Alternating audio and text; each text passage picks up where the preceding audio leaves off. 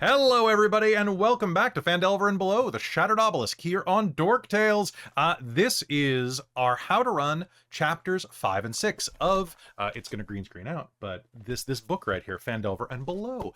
So, folks, there will be spoilers in this episode, of course, because we are going to tell you what we did and what we would suggest for playing and running in Phandelver and Below, the Shattered Obelisk.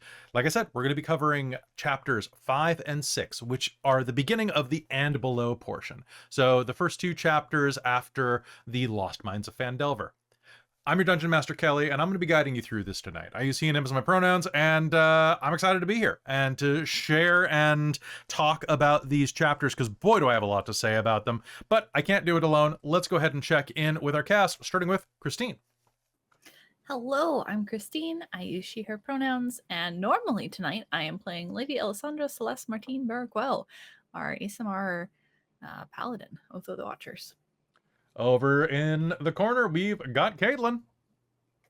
Hello, I'm Caitlan. I use she, her pronouns, and usually I'll be playing Anthea Briarfoot, the alchemist artificer halfling of the group, and her homunculus servant Squish.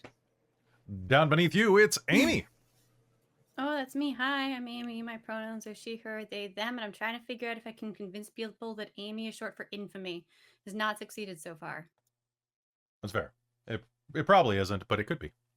But infamous next to you is Christa. Infamously bad at finding the mute button. Hi, I'm Christa. I use she, they, or her, them pronouns, and I usually play Carmilla Alizarin, our Dampier Battlemaster fighter, but I'm just me today. Fantastic. And also just you, strangely, is Chris. Hi, voila, I am also you. There is no me, there is only you. The inverse of the Nine Inch Nails song. Hi, I'm Chris. I usually play Sindri, our half-elven way descended dragon monk. He uses he or him pronouns. I use he or they pronouns. Boy, howdy. That's what I got for y'all today. Oh yeah, it has been an absolute yes. That sound kind of conveys what's been going on here at Dork Tales. Hey, if you're tuning in for the first time, this has been a wild time, and if we get a little distracted, it's been a real life sitch recently. But let's dive in and start talking about it. So we are going to be talking about the chapters Paths of Peril and the Shattered Obelisk, strangely. So Paths of Peril, just to give you kind of an idea of what we're going to be talking about here, and feel free to, if you're watching live, pop your questions about this in the chat. We will cover those shortly. So this chapter is when you are back in Phandalin, you are looking at like the goblin raids. This is basically like when you got back to Phandalin and the people were all like rebel, rebel, rebel about like all the goblins causing trouble. From there, you did a bunch of little mini missions to stop the goblins, and then you traveled. Oh, actually, you know what? I lied to you before game, Chris. This does include everything with the Goblin Hot Springs and going to Zorzula's Rest. So that is all part of this. And then after we talk about that, we're going to be talking about the Shattered Obelisk chapter, which is the 3 Dungeons of Doom chapter. But let's go ahead and jump on chapter 5 right off the bat. So for those who have not seen this, Paths of Peril begins with you returning to Phandalin after rescuing your friend from Wave Echo Cave and defeating the Spider, this drow that's causing problems in the earlier chapters. Once you make it back there, you go and are confronted by a bunch of people who are raising rabble around the town because goblins are causing horrible things. They're like, you know, splashing paint, they're throwing shingles at people, they're ambushing travelers along the Tribor Road. In order to get the town working accordingly, you go and offer your aid and go and stop a bunch of problems. So let's jump in there before we go to Zorzula's Rest. In this, you also meet Gwyn Orsong, who is an exposition dump for you. She is the dwarf with the glasses and all the cool rune tattoos, who tells you about the plot, basically. Do you guys remember? It has been a little bit of time since we played this, so do you need a reminder on anything? Is this where all the shit slinging happened? This is, yes, that was 100% me. Literally poop. Is that when I smithery. ended up having a headbutting match with a goat? Yes, that was also 100% Dork Tales. Nice. Nice. So, if I was going to talk about this chapter, I actually really like the beginning of this chapter. I think that it is really good in giving your players flexibility to hop in and be able to really experience the town, to get a bunch of little side scenes with goblins, and to just kind of build up the chaos that is coming. I think that tonally it's a little disconnected though, because you're dealing with these goblins that have psychic powers, but the darkness of future chapters isn't really there. So when you're running it, if you want to make that a little more thematically consistent, I wish I'd done this, try to put a little more of a sinister influence in there. Perhaps the goblins are occasionally talking to themselves as they hear missives from dark masters coming down, etc., etc. Anything that you can do to try to really kind of bring the themes of the Far Realm and its corruption into this. That's why my one downside about this. I think that the adventures are pretty good. They give you 4 really easy ones. You go to Barthen's Well, you go and you fight an aberrant Odiug.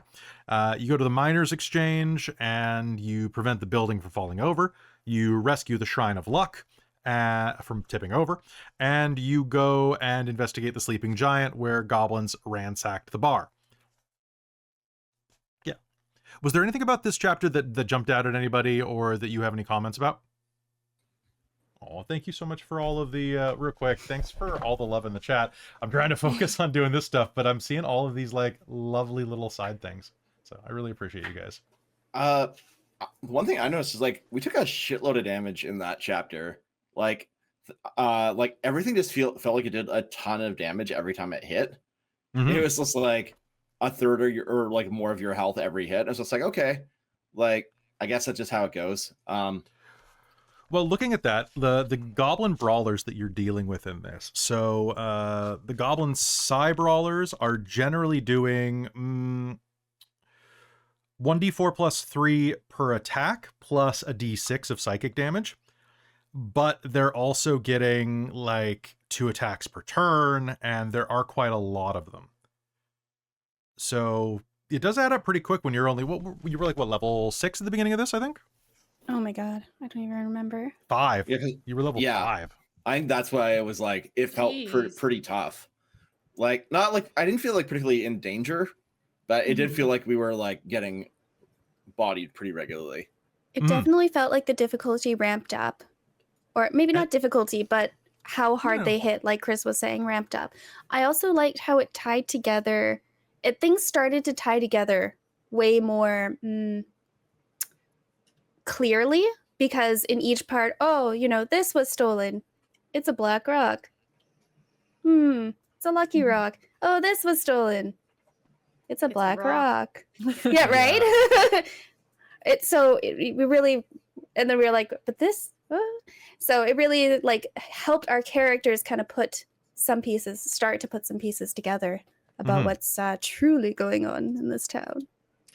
Yeah, and while we didn't manage to take advantage of it very much, I did enjoy how, like, when the goblins started attacking in the town and all that stuff was going on, all the shit slinging, it was a little bit more use of the terrain of the town, a bit more, which was kind of fun. I don't think we were really prepped to react well to that, because quite often stuff would happen far enough away that we had to really spend some time getting to it.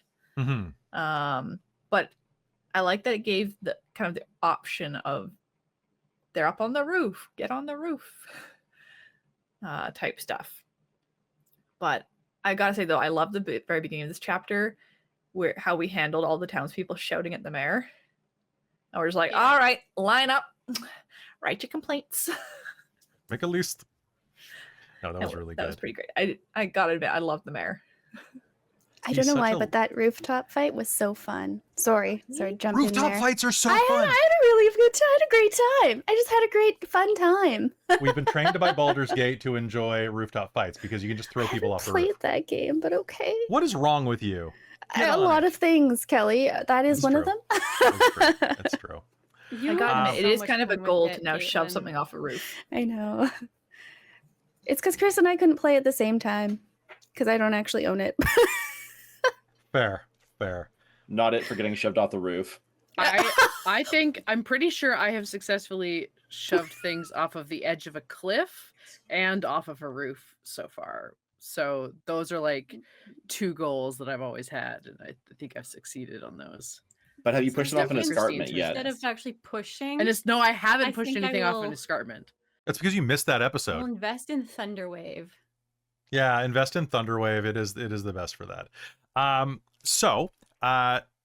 With all that, the entire purpose of this chapter, when you're running it for yourself, is to basically kind of like scaffold to set up the narrative of the obelisk.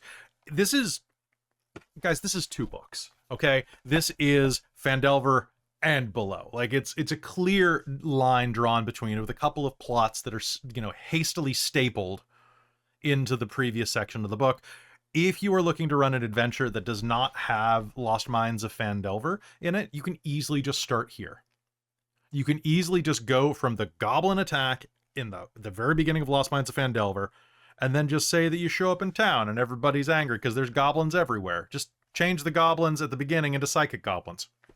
Perfect. I actually think that the game might run a little better then. Honestly, as soon as you said it, my brain went, that would be so much more straightforward.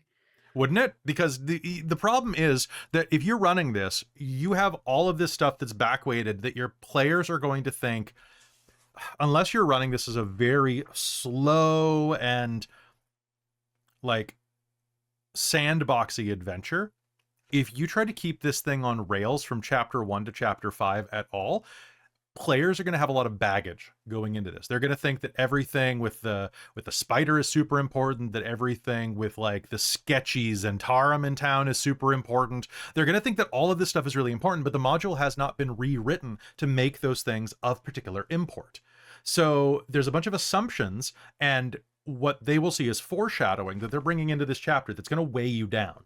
And then they're going to get frustrated, because I can see Christa nodding a lot internally, because Christa is very frustrated by this plot, and they don't want to say it out loud because they're very polite, very demure. I'm pretty sure I've said it a whole bunch. But yes, very frustrated, very lost. I can't. This is not a self-derogatory dig. I, at times, can be very slow and cannot put pieces together, and I have a very poor memory for a lot of things.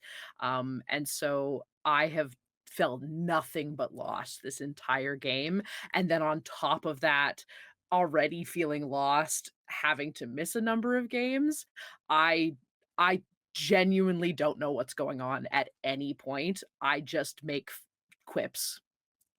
That's really all we keep you around for, so that works perfectly. Because you're good at what you're good at, okay? Great.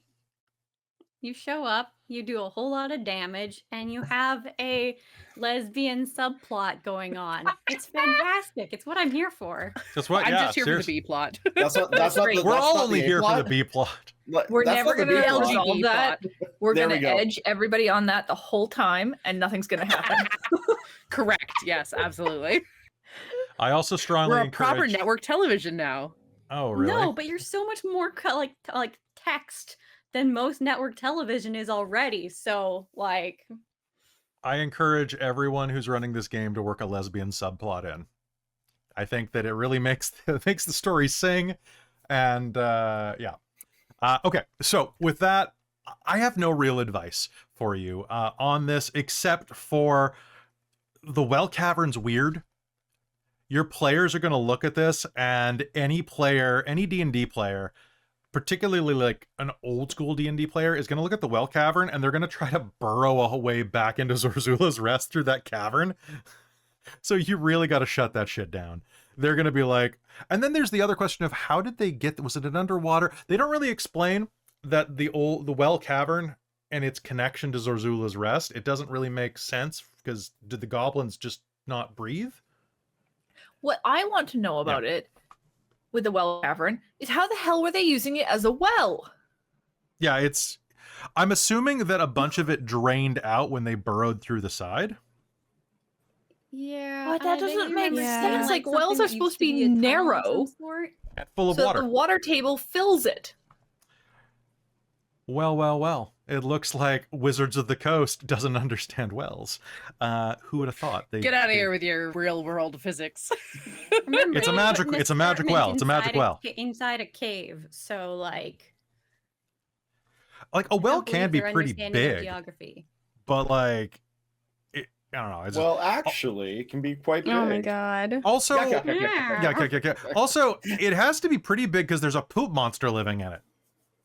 In which case, nobody wants that well. That's just that is But I thought- not a well. I thought the poop monster was a new addition.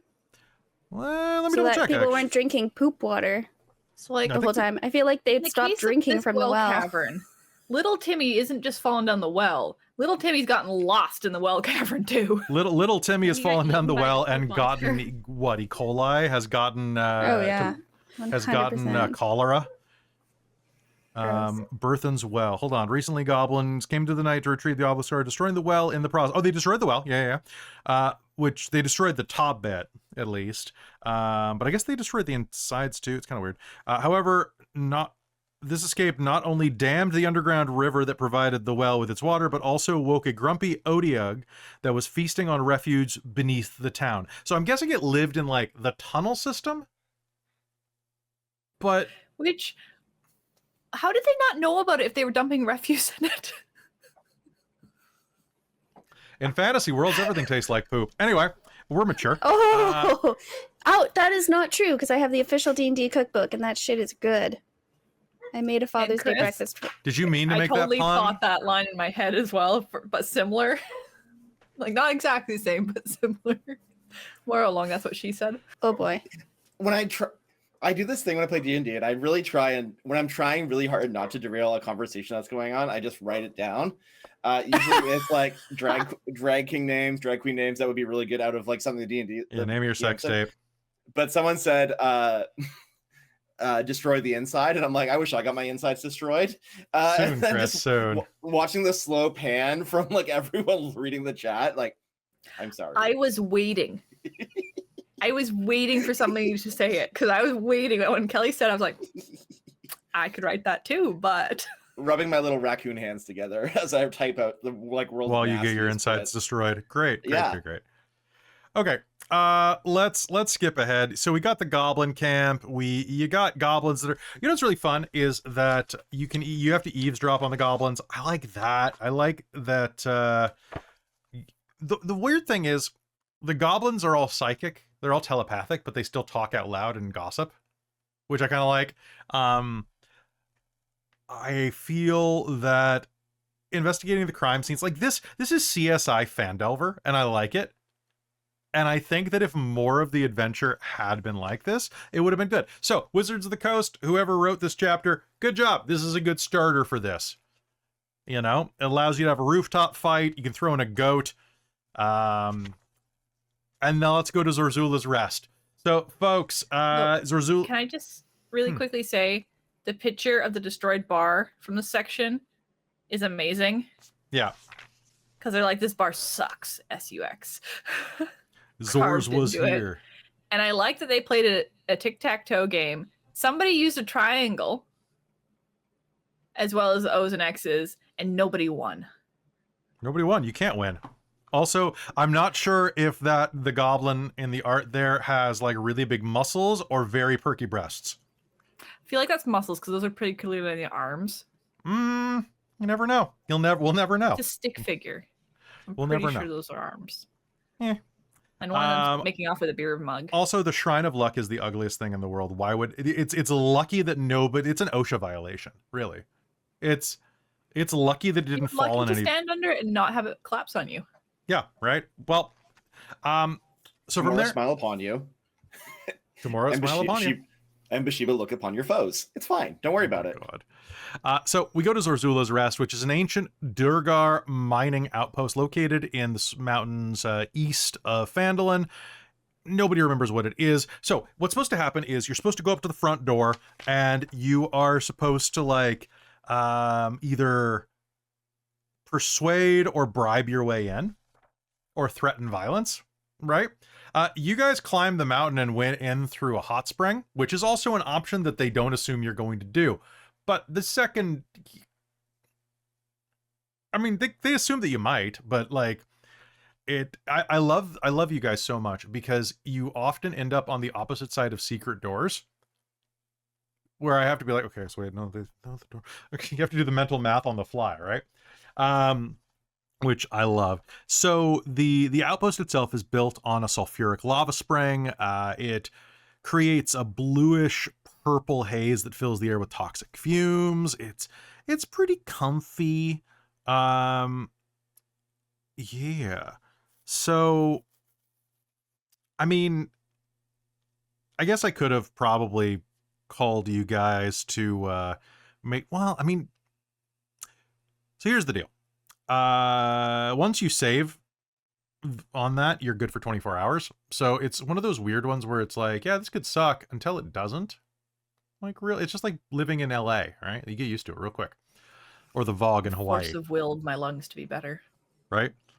So you get the outpost info from Gwyn Orsong. Once there, you talk to a bunch of goblins who are like, yeah, we're like super smart now because of this big goblin that's in the basement. But we need you to go take care of some of these evil undead dwarves that are going around. So you guys did that. You fought a bunch of goblins. They were pretty good. This had the best character in the entire adventure, which is, of course, the Badger, because she was the best. Yeah, she was. Who I'm looking for her name right now. Giant Badger, Bessie the Badger. She was great. Then you met Holjack. Then you went downstairs, you fought my favorite thing from this chapter, which is the Infernal Augur. That's the possessed minecart. Or not possessed minecart, the possessed drill. Because it's a Final Fantasy fight, and I love it. It's so dumb, but it's a lot of fun. And you wrecked it before I could really have too much fun, because I kept rolling poorly. From there, you did a little bit. You made it explode. That's true. I did make it explode. Always make things explode, guys. After that, you find some cool shit. You go down to the Sanctum Crossing. That I found that it was a little frustrating to run some of the encounters here, particularly with the Ashen Wights, because you can kind of negotiate your way around them. I mean, some of them are feral, but they also don't attack you unless you get like right up in their... I don't know, it was a little weird the way they were written. Then you actually have your confrontation with Ruxithid, the way too tall for his own sake goblin that has a green shard growing out of his head, which is one of the first problems that you're going to have running this module, is that when Ruxithid shows up, everyone's going to think that the obelisk is A, green, and 2, possesses people by getting shoved into their heads. I feel like they should have made that one of the obelisk shards. And I really think that it would have been cooler if it had been, because his art's really cool. And he's got a rock coming out of his brain that made him crazy. And I love that. I love that for him. I feel like there's too many stones in this. There's too many stones. Like, oh, there's the shard. Yeah, right? Speaking of as someone who's... precisely. Like, it just confuses players. Like, okay, well, then what does this mean? Okay, well, then what does this mean? And do we have to deal with it? Or... Clearly not. But clearly not. So, like, it's just weird. The fight with Ruxithid's really fun, especially if you mess up the rules about flight, like I always do. Not doing opportunity attacks. I have learned. Although... use that rule because it's a house rule. I didn't mess up. Then you can rescue some people. You head back. The Sopley goblins become your friends probably, and you get some goblin pets. You also get like a really cool moment with like, you know, basically the Darth Vader voice coming in, or the Emperor voice going, "So you have succeeded. Good. The 4 shards shall arrive here soon. Now 3 remain to be found. You know your task, little one. Collect the shards from..." And they tell you where to go. And then they give you a map. And it's really, really obvious. So that even if you have the least perceptive players, they literally give you a map. They literally give you a voice hissing inside of their brains that says, hey, go over here. So do that, Yeah, so are the green crystals basically just gone now? basically. Also, can I just say that dealing with green crystals inside of people's brains is a real, like, throwback after running Call of the Netherdeep with the red ruidium? It's Christmas time if you mix them. It's totally... Is it There'll be referencing Christmas like decorations. Have a greetings ruidium from- infused weapon and have a green crystal goblin. And... God. Is it Red referencing Theory what? from Dragon Age? Like, Okay, you know, like, I think Matthew Mercer's probably a great dude, but you know he takes a liberal inspiration from Dragon Age and, like, Final Fantasy. Like, it's well, just like everything is remixed. Like, everything is that remixed and still. I take a lot from Lunar, the Silver Star story, and Eternal Blue. Like, that's... Ooh. If you want to know where I steal my lore from, it's Lunar. And Final Fantasy VI, because it's I the only best. know one song from that game. I know It was like all the of them. first Flash video I ever saw, and I was like, this song is so good. Lunar is the best game, and I want a third one, but I'm never going to get it. I haven't thought about that in probably 20 years. I have the Sega What? CD version within 10 feet of me and the PlayStation 1 version within 10 feet of me right now. Dork Switch Dream. gosh. Dork Switch Dream. Oh my god. I don't have a PlayStation 1 anymore. I don't think I can play that. Oh, I think Send my me a- grandma does. Really? I got you. God. I have a really fun story about Lunar that I could tell later. Remind me. It's the weirdest. I ended up in a documentary because it was weird. Anyway, Oh. it was like a fan documentary. So Ruxithid, good fight. Give him another legendary resistance though, because he's not that tough, and have him fly away from people. Also, definitely have some of his goblin side brawlers show up to help him out. There are a few in the side rooms, but this is one of the things about D&D 5e that I think is really hilarious when people are writing for it, because if this fight seems too easy, and I do like that this module has these things in it, they have ways to kind of adjust the combat to make it harder or easier. If this fight seems too easy for the party, add 2 goblin side brawlers who rush from Zorzula's Rest to join the combat in 3 rounds. In 3 rounds, the combat's over. This is 5e. I don't think that I've ever had a combat run more than 5 rounds without it being we're just going to stay in initiative for this entire run and gun. Like we're fighting across a battlefield type of thing. Then we've gone to like 20 rounds or something like that, but it's been an entire episode, right? It's just weird. Like the goblin side brawlers run and go, well, looks like you killed the boss. Are you guys hiring? You know? I found it funny with this one because like the fact that the room was 20 foot high and he was supposed to be able to fly away from you was meant to make it harder for the melee characters to attack, so that you had to rely on only a couple. But then we have Christa who can spider climb across the fucking ceiling, and me who can fly. And then, Chris, had you gotten flying by that point? So Yeah, I got it just we on the could way just in. corner him, or like we could even have it where I stand below, Christa stands on the roof, and between us we could probably reach him. So One of us would be able to hit him at any one time. So just checking the chat right now, Dingo Dave has asked, so is there a tie-in between the shards, Netheril magic from the Owl Well, and the Cravasin Tressendar Manor, or are they all independent? They've kind of shoehorned the Tressendar Manor bit in, but the shards and the Netheril magic, it's you will find out, this is not a spoiler, guys, it's Forgotten Realms. Every obelisk is from Netheril. We always know that. Like, this is the same obelisk that is in Rime of the Frost Maiden. It's the same type, right? So they're all the same types of obelisk that were created by Netheril, or before perhaps, that have like superpowers, right? And if you don't know what Netheril is, don't worry about it. It's fine. Krista's like, I have no idea, nor do I care. I think it's that place in Minecraft. Yeah, exactly. So anyway, that is chapter 5. You go, you fight Ruxithid, you gain some levels, and now we're going to talk about the part that is going to give a lot of people trouble. Going into the Shattered Obelisk portion. Now, the Shattered Obelisk begins with the sinister truth, which is that the Sopley Goblins serve 3 mind flayers that draw power from the Far Realm and some stuff that you haven't found out yet.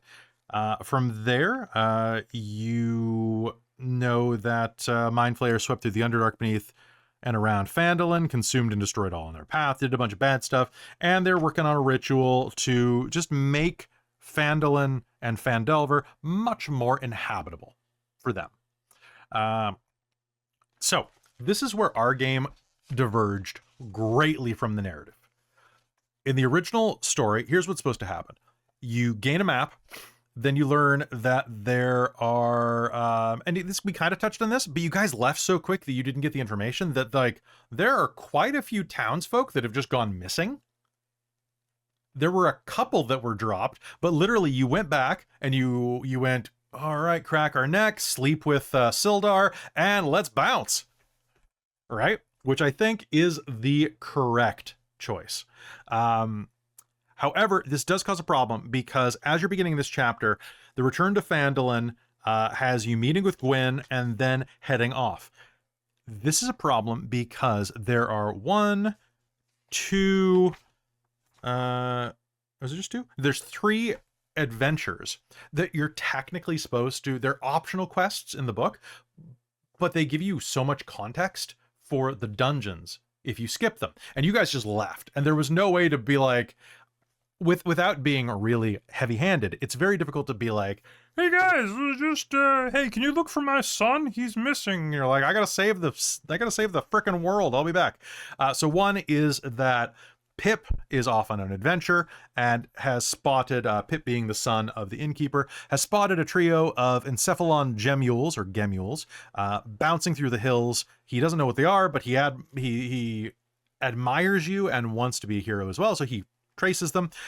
If you follow them back and fight them, they are at this little home of a dwarf named Marthungrim, who died a long time ago before even Pip's parents were born. Inside of there, you find his journal. Learn that this dude so Martha was a paladin of Dumathoin who evacuated his home 60 years ago. He was tasked by Dumathoin with returning the spirits to rest when the crypt, when a crypt for the gods faithful, basically reconsecrating the crypt and putting the dead to rest. He learned that the crypt beneath the temple is called Talhundrath, which seems like he would have already known that, but fair. And it's teeming with dangerous monsters, that it's protected with a lock that could be solved by the faithful more easily. And then he planned to destroy the restless ghosts so that they could rest in peace. He was killed by roiling heaps of tentacles down below. There you also get some plot points. Basically, it kind of like structures what you can do inside of Talhundrath. From there, there's also the odd cow, which I forced into this because I love it so much, which is that Daisy, you blew her up. I can't believe you did, you monster. So there's a bunch of people in Phandelver who are describing a strange greenish glow emanating from the Ettermath orchard. If you go out there, you see that Daisy, the cow, has what happened is she ate what did she eat? She ate some clover that was infected by the obelisk that turned into a bunch of slimes in her gut. She vomits it up and is fine. Unless she is exploded by a shatter spell. Then she is less fine. Listen, it could have been like worms. Arguably, she's more fine. Finely chopped. Yeah. She's grounded. Ground chuck. And then finally, Halia Thornton comes and tells you that there's some missing miners. If you do that, there's like a shambling mound that you fight, and you rescue the miners and you get some gold. But gold doesn't really matter in this campaign. So, it is what it is. So, you also get a little bit of information about Talhundrath and its vault. And like that there are treasures there, but you guys get that anyway. So from there, you guys went to Talhundrath, and this is where I think that this part of the adventure really stalls out, because you're going all the way, like days over to the east. And unless you have horses, that is several random encounters. It's several nights of travel each direction. Okay. So there's no way that your party is not going to go from Talhundreth directly down below it, literally down a staircase, into the Crypt of the Talhund, then down through the tunnel system into Gibbet Crossing. My problem with this is that this is not scaled for level 9. This is scaled for like level 7. Aside from the Hydra, I would say maybe level 6 would be a challenge, or level 7. And that is a big problem about this, because you're going from place to place to place to place with very little time to rest. It is a real slog. The fights are really, really underwhelming. I don't know. What did you guys think? I found them very underwhelming to run. There were a couple interesting fights. Yeah. Yeah, I that's what wouldn't was say thinking. all of them were underwhelming. Some of them were. Well, the boss fights in particular. Absolutely. The boss fight in particular was kind of unfortunate. But yeah, some of them were fun. I liked fighting the creepy thing with only like 3 of us. Oh, that one was good. So in Yeah, Talhundreth, The you, intellect snare. That Yeah, the one! I was like the one with the tendrils. I Intellect enjoyed the snares whole like cultist Describes a thing lot of like things, but stealing the father back and. All right, Yeah. calm down. Bye. That part was fun. there's some good stuff in there, but you keep going up again in these weird things where you're like, well, maybe I'm being too harsh. Talhundreth was a lot of fun, actually. So you know what? I'm going to back off that and just say that I think the Crypt of the Talhund was a letdown. Like it was a sandwich without any meat. Amy. The biggest letdown for me is that it's Talhund, and there's no hounds or dogs at all. Right? That would have been great. There should have been like dwarves should like a dogs. crypt of like a giant like mummified hound or something guarding the place. And you had to That bring would like have been bones to dope it. as Yeah, that would be hell. great. That would have been dope. The Grundlejaw fight was pretty cool. Like that was a cool set Yes. piece. That was a cool set piece. I think when you're running this, I don't think. No, it isn't. It's Grindlejaw. It's Grindeljaw, but Grundlejaw is Grundlehound, Grundle. Grundle. The stuff with the brothers is really cool. That you can like really make an alliance with some drow. It kind of lets drow be non-adversarial, which is sometimes nice in Forgotten Realms. They tend to be big dicks. Then beyond that, you get some cool fights like the elemental fight, or the fight against the cultists is pretty fun. Then you go down into the Crypt of the Talhund, and here's the part where it kind of falls apart for me, is that there are all these hauntings. And I have the unfortunate joy of having ran a lot of haunting adventures, like what's the one from Pathfinder that we ran? The Haunting of Harrowstone Hall. Amy, you were in that one. So Pathfinder, at least first edition, definitely, I don't know about second edition, has a lot of really good haunt mechanics. And you kind of miss that.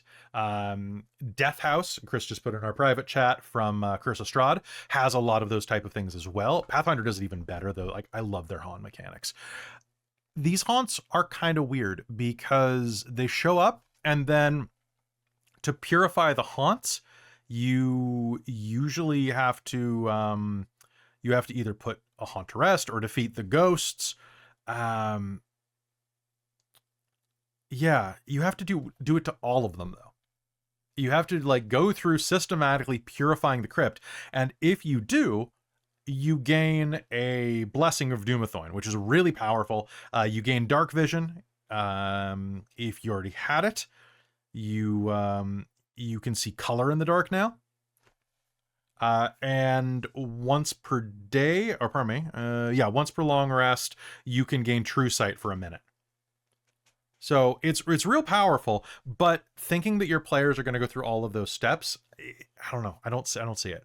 I also think that the puzzle was a little difficult to conceptualize, particularly because it's just 2 levers. Like there's not much special about it aside from, yes, same time we must pull these levers type of, it's just kind of weird. I don't love it. Besides that, you got a bunch of times where you get waves and waves of enemies coming in.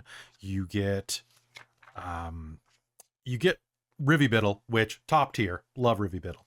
But you have these things where you constantly you're getting like waves of enemies, but they're so low level that one good cleric or one good like striker character with like a high DPS output can just destroy everything. And it's just kind of, I don't know, like it's kind of, it feels like it's spinning its wheels to me. The mummy with the architecture plans as wrapping, really cool idea.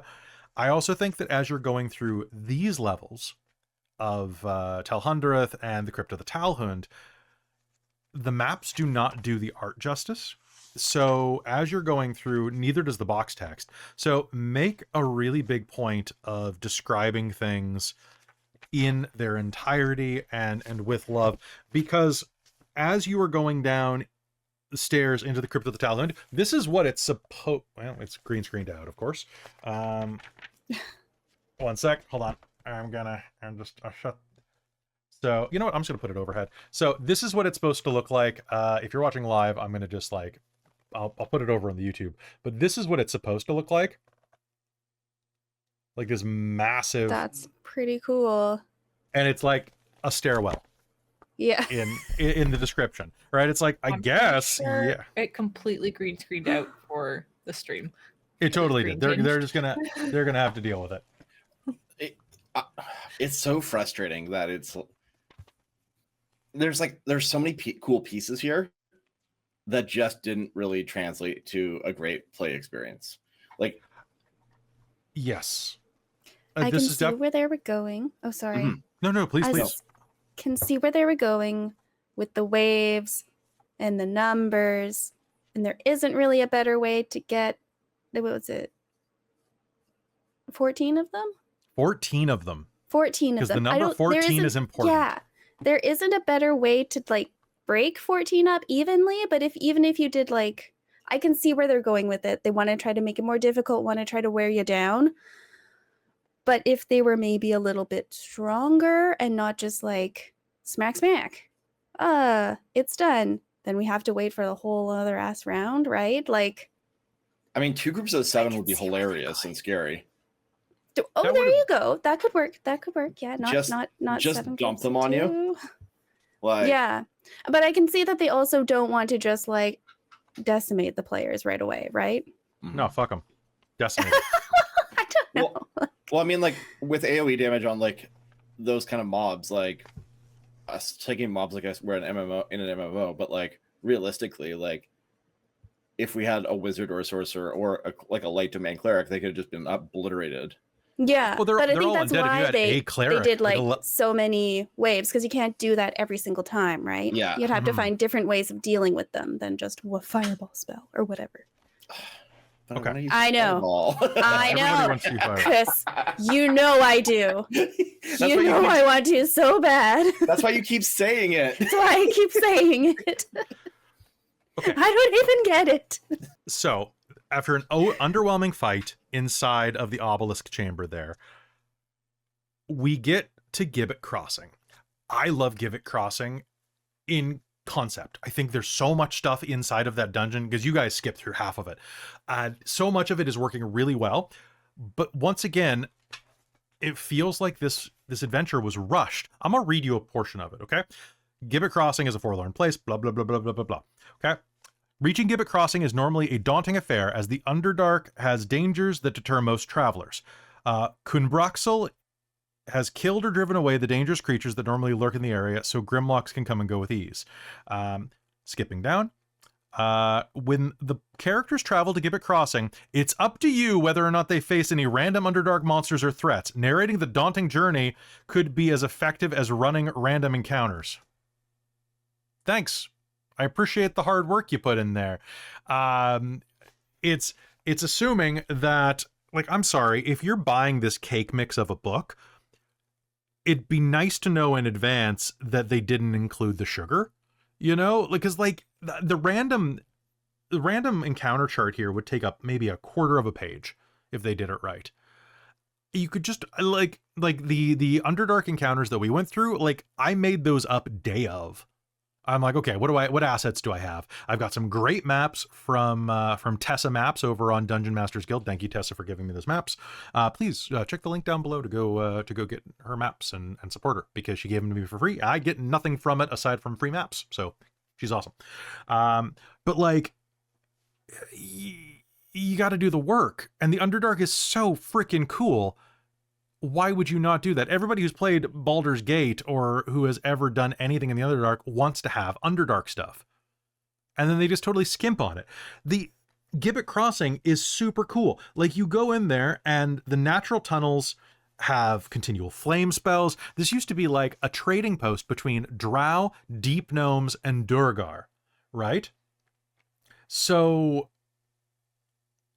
it's so cool. Like, Gibbet Crossing is an old mercantile section where like each area of this, like there's 3 kind of main corners of it, each that kind of has like a more cultural flair depending on who used to live in that district of this little encampment. And like, there's so much cool stuff. There's this entire place that you can go through here where there is a Durgar gibbet, like a spiked cage. Like, there used to be like these workshops and these like product demo places here hundreds of years ago where people are like, look at this, you can pull out this cage, stick somebody in it, they're not getting out. Like, and you can get one of these cages for free. You just find it's kind of cool, right? I think that you could really have fun with it. You get the fallen tower. I really wish they would have given me a digital map without the tower still in it. Because that made it really confusing to run digitally. On a table, you just use lines or whatever. The ropers, great. Love me a good roper. They're awful, and giving me 2 of them, even better. You guys can talk with Zorklork, or Zoklork, the Zorn. Thank you. And you can bypass the entire dungeon by going left, regardless of which door you enter. It's really funny because they want to wear you down, but each one of these dungeons has an entirely defensible, like, sleeping quarters in each one. Like, there's plenty of places to camp. There's plenty of places, like, except for the Crypt of the Talhund, the other 2 actually have like just sleeping quarters. The worst that you could say about them is they're like a little stony. But I really like this. I think that right at the end, I wasn't expecting you to fight him right away, so I was definitely like, well, balls, gotta remind myself what he's got. Because I was expecting that for next episode when you guys went and fought the Mind Flayer. However, if you guys go through that way, the way that you went through, he ends up in the vault, and all of the stuff about the plot is down in the hall beneath him, and you guys had no reason to go down in there. So give your players psychic visions to lure them there, to give them the plot, because otherwise they'll lose the plot. You can also have it like rolled up inside of like his stuff, because they're going to loot his corpse. You might as well. That's what I have to say about this. It's a lot of fun. Be ready for it. Hope that your players make nice with the Zorn, because they're a pretty cool dude. And yeah, there's cool stuff in here. I want to know what you guys thought of this chapter, though, because I felt that it really like dipped in quality in the Crypt of the Talhund and then kind of came back up in Gibbet Crossing and the Underdark. But that's just me patting myself on the back. No, I would agree. And I think the Underdark was super cool, and everything you did with it, I was like, Oh, thank you. I was trying to I was like, wow, this character that got trapped in the cocoon, she sounds really cool. I'd love to learn more about her. And I typed the name in the Google, and it showed me nothing. Because I invented her. Shit. Well, you got to give me more lore now, Kelly. I'm invested. Yeah, I am invested personally. Yes. Invested in Luadara Arkansine. Absolutely. Yeah. I also would have loved to explore it more, but again, our characters had no reason to, and we thought time was of the essence, right? So I think even having the possibility of fighting him so early, I would maybe revisit that, just because that kind of, well, okay, well, I guess this is what we were supposed to do. Let's go. And I get that it's like a dungeon and you go different ways, and I get we just kind of ran into him and the shard really early, but it seemed to you be guys aren't supposed really to be here yet. right. Yeah, we were supposed to have a good few more hours, right? This isn't my cue. Right. Checks the Line. script. Line. But I think even just having that as a possibility, I would rethink that if I were writing this. I was thinking sort of just because apparently we bypass the dungeon more than once, is that what you could possibly do is be like, they have to check 3 different, like have different places where the boss could show up, and depending on which order you do it in, it'll always show up in the 3rd one. So you kind of, if you really want to give it a bit more time or Mm-hmm. that sort of thing. I don't know.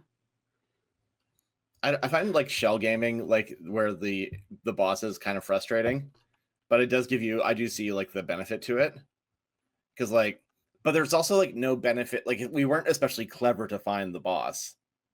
It was just left luck. Always. If we, It's not luck though. The rule is follow the left wall of the dungeon. yeah, all the way This is through. a known thing. It is known. I think there's a layer of like the urgency because we're like being told that this ritual is happening. So I was like, I thought it might be just down somewhere else in this dungeon type thing. That we'd have to interrupt something and go right away, but also just that it's changing us. So there's a level of personal urgency I love of that not part wanting of to it. get deformed further. To deal with it. So why would you look at anything else? Because you can always come back later Yeah. Whereas if if you're that it's curious. forcing you to go through and explore, but that's only if you want to. The bypassing it because we personally, just happen to go left. I'm a little bit of a Works for me. completionist. I like looking in everything. I want to know Yeah. what's in every box of the dungeon. Well, you missed like the free cages. You missed free bones.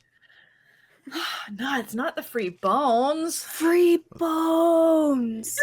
Caitlin, your face. Yes. So many Okay, we gotta go back, guys. Bones, I'm Go back. sorry. We can't leave them there. Oh, there's a chain devil inside of. You guys missed one of my favorite. There's a room where there's a chain devil inside of one of these cages, and she remembers her name, but she's been trapped there so long that she's just kind of bored and stuck inside of one of the cages. She can only leave this area for 1 minute at a time before she's compelled to return, and she's there to demonstrate how good these cages are. So she's a salesperson who got forever chained to her job. Yep, and then she tries to destroy That's the you worst. and then trap you in a cage. That's awful. She's so funny. I would and- probably try and relate to her and like Wow. sympathize and like try and get her on side just through that. I also like the way she's written too, because she's captured so many people. And what is it? The Chain Devil survived. The magic that binds her here. There we go. She chats briefly with you, but only as a pretense to determine your numbers and weaknesses. She can't comprehend the passage of time except with extraordinary concentration. Like, I like that she's like a dog or a god that way, where she's just like, hop in the cage for 1 million years. I don't know, 10 minutes. What's good for you? Like pick one. I don't care. That could have been really fun to come across. I know. I'm kinda sad I now. know, but you guys went left. There are a bunch of collapsed I'm so tunnels. sad. Yeah, I mean, it is what it is. The rest of this, like, Robin is producing this game, and so I've let her look through this book, and she's seen some of the stuff that's coming. She's super jazzed for what's coming, because the dungeons get really cool after here. We need And to find a good reason to use that tower. I thought we were gonna smush the guy. Honestly, I thought we I were thought just you were going to gonna shove like, it in his mouth. right? Listen, I'm so happy you let me get away with that Thank you. I know it shouldn't have been done. I do say technically I did have tentacles, so it's just an arrangement of them. But I know I it basically, didn't you work. were like one of those people with like the knitted tentacle beanies, right? She's like, Yeah, and just well, like whatever. trying to go with the distraction and distance and I like to run BS like my our way through it. modules really I don't know. vanilla, I but feel like like- I don't know. It was like tentacles, but like Lyric using her hair for like the mustache. Probably. Like it was probably a bunch of like get some of The curls. the curls going and like yeah. Temperance is a good teaching. So, does anybody have anything else they want to say about this, or should we start answering some of the questions from the chat? Did you guys? What did you guys think of these 3 dungeons? Which did you like? Which did you hate? Which were you met on? I loved The Gibbet's last- Crossing. Sorry, Amy, go ahead. Sorry, no. I was just the one where we actually fought the mind flayer. I was not particularly whelmed. I was underwhelmed. What? I liked the one room in that one That was with cool. the effect on it. Yeah. Yes, Blur the room. That the was the blur one room. cool thing. I did not like the ropers.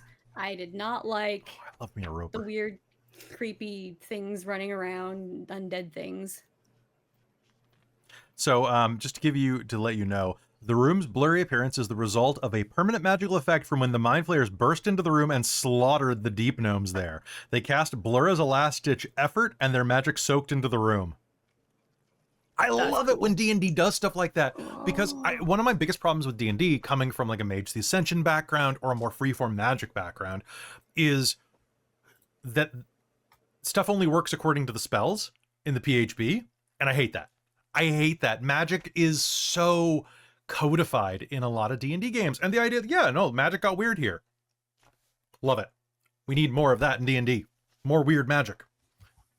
I kind of assumed it was probably something to do with the Time of Troubles, where it's like the magic or the spell plague or some like, because there's periods of like in Forgotten Realms specifically where magic is weird, things don't work like they should, and I wish they leaned into it. I'm with you. I wish they leaned into it more, because there's like canonical reasons like this happens. Right. And it allows DMs to have more fun. I hate it when you have to structure things according to existing spells, or it feels like you have to. I know you never have to, guys. Don't leave comments.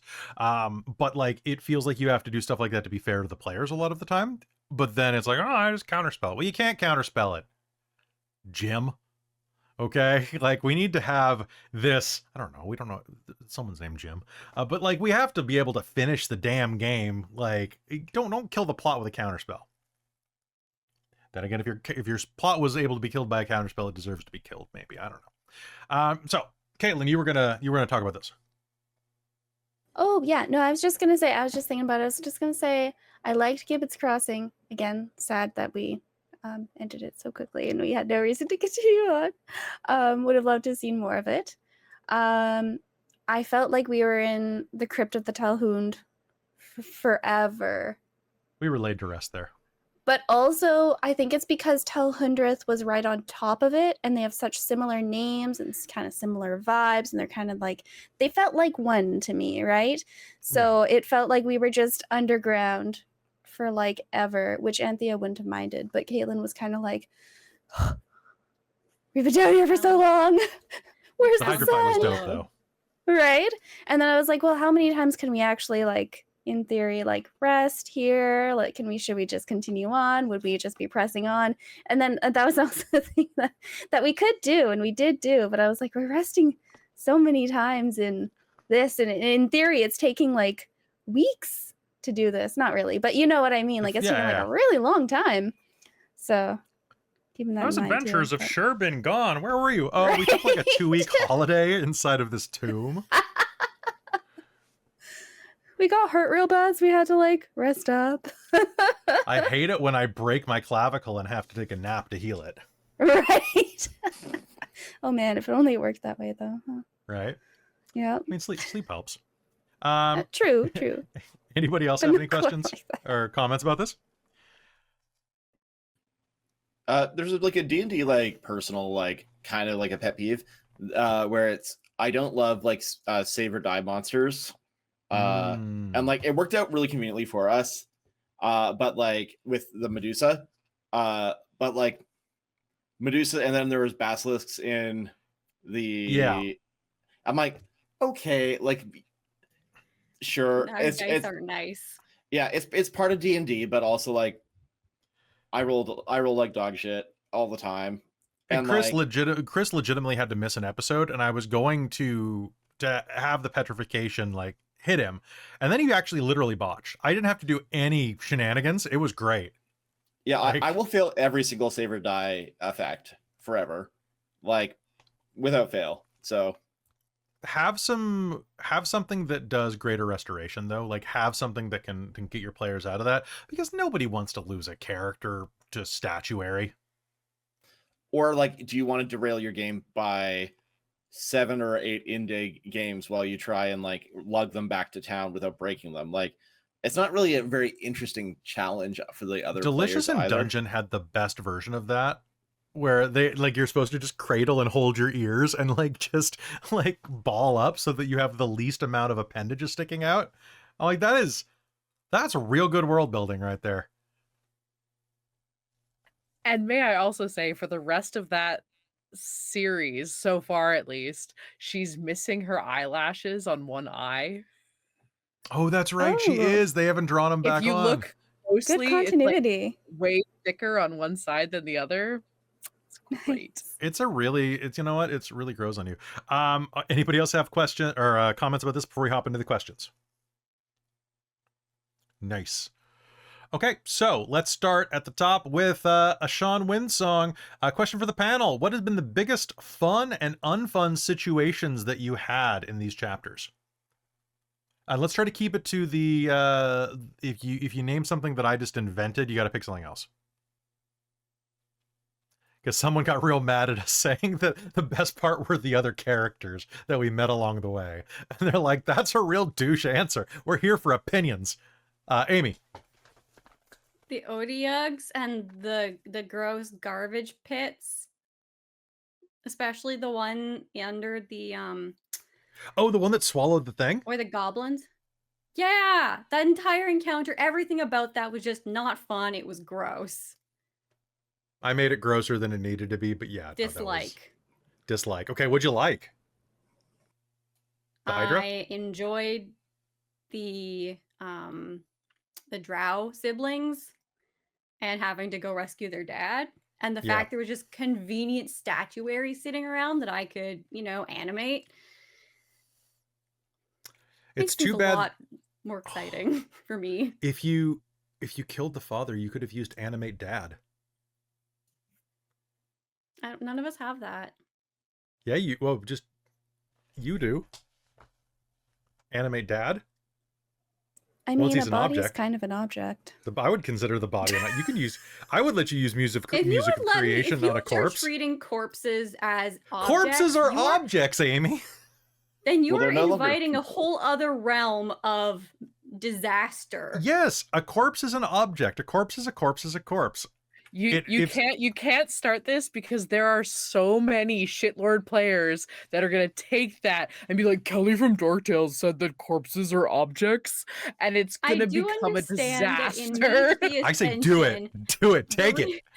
I understand the logic Start here, a because Reddit as soon thread. as you die, you stop being a life thing and end up being Look, matter. Is a person a get it. paperweight? Many things are paperweights. But if you're Living alive, you're not a How's paperweight. Raven like a writing desk? Because neither is approached without cause. We know this. Because both have quills? Yeah. Anyway. Okay. So those are your opinions. Yes, you may animate dad. Or anime dad if you're this back. I can't take that back. No, it's fine.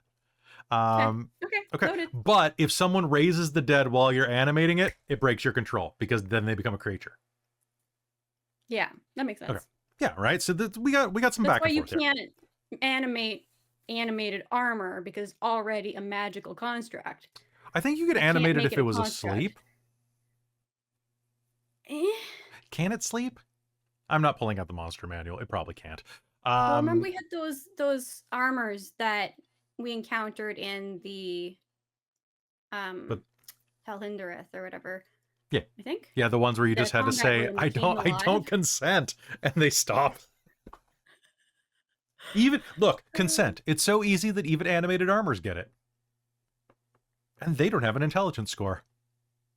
I don't think. Or it's real low. Anybody else have any loves or hates? Give me your yucks and yums, your wishes and stars, your thorns and roses, your Backstreet and your boys.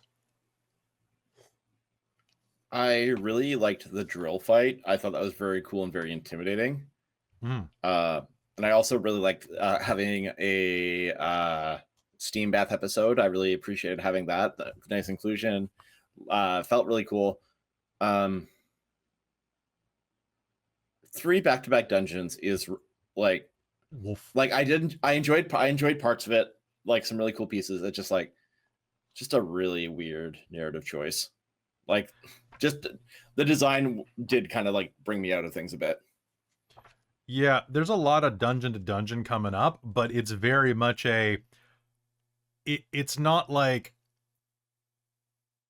it's going from one place to another. Rather, this kind of felt like hitting like 3 shopping malls in one day. Like, you know what I mean? Like it's that is exactly season. it. Well, it's like, listen, we need to go to Tim Hortons, we need to go to Hudson's Bay, and we need to go to Toys R Us. Okay, they're all in different parts of the city. It's like it's the week before Christmas. We don't want to go home. We're already in traffic. Yep. We might as well stay. Like we're gonna be here all day. Let's sit down and do it. Right. Center, Mayfair, and Hillside.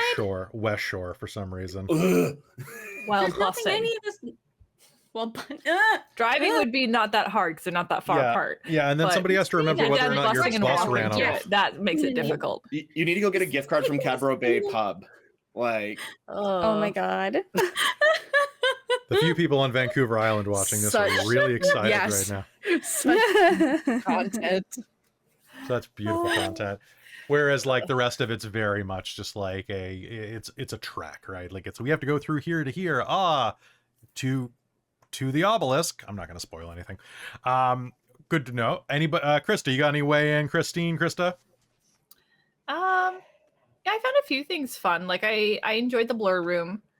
I liked that we played with that a little bit and had to try and figure it out what the heck was going on. I liked the cultist fight in the upper levels where we Yeah. rescued the dad because it was just kind of funny and Amy was trying to animate that massive ass statue. And I did like the upper levels of the goblin stuff and like some of the weird undead dwarf things. Did not enjoy all the poop pits Yeah, sorry. because This I is very lost my axes in there scatological. forever. Forever shall they lie down there.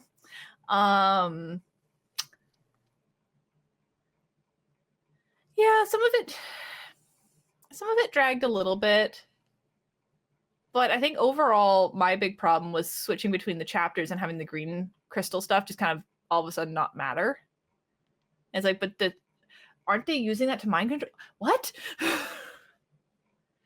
So I admittedly have been very confused and just being kind of like, all right, I'll go do what everybody's telling me I'm supposed to need to do. Fair. It does get a little muddled. But a lot of the bits of the dungeons I've enjoyed Nice. overall. And I enjoyed like the Hydra, or not the Hydra. What are we talking about? The Hydra. Medusa. Oh, fair. Yeah, that's a fun little. She's just like stealing shit. She's an archaeologist who steals shit. Well, not so much that, but that she likes art and wants to force. I didn't realize until checking what you'd get shown us for the chapter that the statues in there were actually like ones she'd created out of bandits and crap. Yeah, no, she's an artiste. I love that she's I a was just douchey like, artist. Oh. Yeah, it was kind of disturbing. All right, I don't feel bad about stealing her dress anymore. It looks good. It looks good. Krista, I Caitlan, haven't had what a do you chance got? to wear it yet. I struggle to remember things, so That's I'm fine.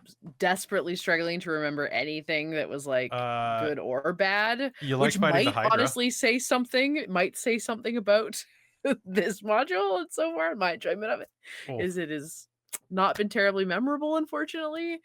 Like I remember characters, and I remember the characters that you play, and I remember our characters and funny things that have happened between us, but the actual like everything else about it I've sort of forgotten. I did enjoy I think the tower falling over, and like that's a very cool thing that I think we sort of like I think that would be a very funny thing to watch a party, I'm gonna say, struggle with if they had just killed the Yeah. things that told us what it was. That because like how on earth are you gonna figure that out without like a really good arcana roll? And even then, how are you gonna know what the code word is without like talking to these guys? So I think that is a very cool little thing that was thrown in there, and I'm very glad that we have it. I really liked the sort of pit of goop Spare. with the spiders over top. I thought that was kind of fun. We kind of circumvented it in certain ways, but That's fine. I liked that That was a both me thing. ti- I made that up. Oh, was it? Or was something you Yeah. added in? Yeah. Oh, okay. It was very cool. Hallucinogenic goop. Of course, that's me. Well, I I still mean, wanna see what that happens does if you set fit. it on fire. That does fit. I'm just here to get you spiders and get you high. That's what I'm here for. I remembered you said like sort of last minute trying to build a map or trying to put a map together, but I was like, oh, it's probably one of those areas they didn't give you a good map for, and Kelly's putting it together. But no, that's awesome. That was very fun. If it has the Underdark in I- it, I made it. It's people got Was the- really. There were a couple of comments on the episode that were like, Kelly got way too graphic with this in this episode with like the smashed face, like the corpses. I'm like, you guys are doing CSI stuff. I'm gonna get Oh. gross with this. It's gonna be great. Yeah. Yeah, this table is not squeamish. No. Yeah. And if you're squeamish, that's fine. You do you. Yeah. So we'll try to warn you better next time. But this Yeah. is a horror game, FYI. It's a horror game. Yeah, I don't know. I think they're like, yeah, the idea of a blur room is kind of fun. I think the most things that I've had the most fun with is like everything that has I think this is also kind of a thing of like being veteran, like all of us being veteran players, is we're looking at this as a old school module, and there's a lot of aspects to this that do have that kind of old school mentality, and us looking at it and going, how can we break this? And I think that luckily we have a very experienced DM who's able to think on the fly and be like, oh, okay, this is how you broke it. Okay, this is how it's going to work then. Explode the cow. But I think it kind of seems like if you were a beginner DM, it kind of it feels like this has been as confusing as it is. I think if you were kind of like a new DM that was just sort of giving people information on where they were supposed to go and doing just a little bit of railroading with new players that maybe needed a little bit of railroading, it sounds like this actually wouldn't be a terrible module for that, especially if you did what you said earlier, Kelly, where you cut out the actual OG model or module and just jump to the new stuff. I think so too. I agree. And actually, we have a question about that that we're going to be touching on in a minute, which is how to skip Lost Mine to Phandelver, which we're going to touch on. So I think the second half of this module is way stronger than the first. And that's also because it was written 10 years later, at least, right? So you get a lot of like what the vibe of 5e is. 5e feels much different than third ed. Like even just in its narrative conventions, right? And third ed feels vastly different than second or first, right? Second and first are mean by comparison to even third. Like there's so many just, you should have been smarter. You're dead. I used to have, when I first started playing D&D when I was like 18, 19, I had this guy who was running games for like the local community back when I lived in Missouri, who was like, I think he was like some military dude. I think he was a major.